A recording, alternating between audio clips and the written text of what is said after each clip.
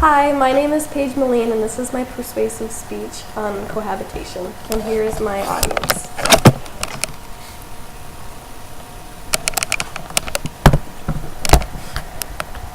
Would you like to avoid a divorce? For years, the standard advice has been to wait to get married before moving in together.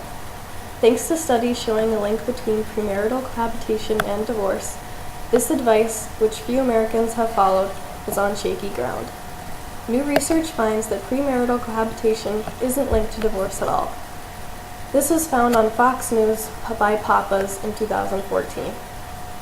Arielle Kuppingberg, a sociologist at the University of North Carolina, finds that when accounting for the age of moving in together, there is no difference in divorce rates between cohabitators and those who moved in after marriage. Cohabitation does not cause divorce. Yay, Kuppingberg told Live Science, adding the exclamation because 2/3 of new marriages in the United States start with cohabitation. This was also found on Fox News by Papas in 2014. Since many people think not cohabitating is the golden rule to have a successful marriage, I would like to propose that cohabitation does not cause divorce and is a good idea to do before marriage through statistics, correlation, and positive outcomes of cohabitating. Some statistics I found on cohabitation is in the 1960s, about 10% of American couples moved in together first. They did end up in higher divorce rates. This is found in New York Daily News in 2012. But today, 60% of couples live together first before they marry. It's becoming so common it's not surprising it no longer negatively affects marital stability.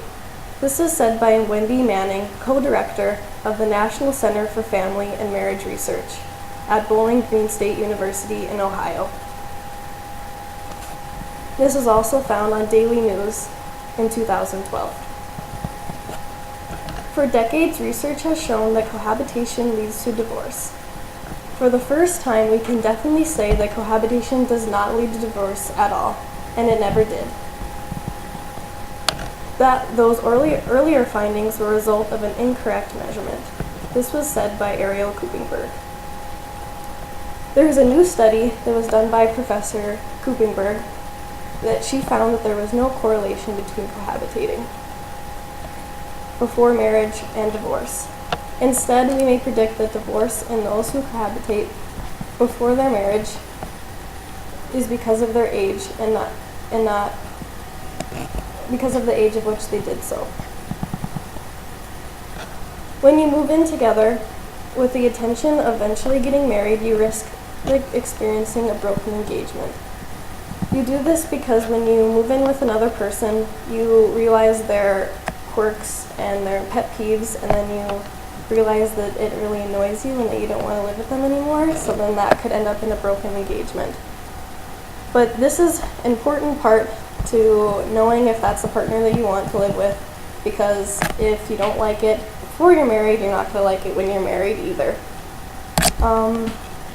According to Catherine Robertson, a professor at Grossman College in California, one of the most common advantages of cohabitation is companionship.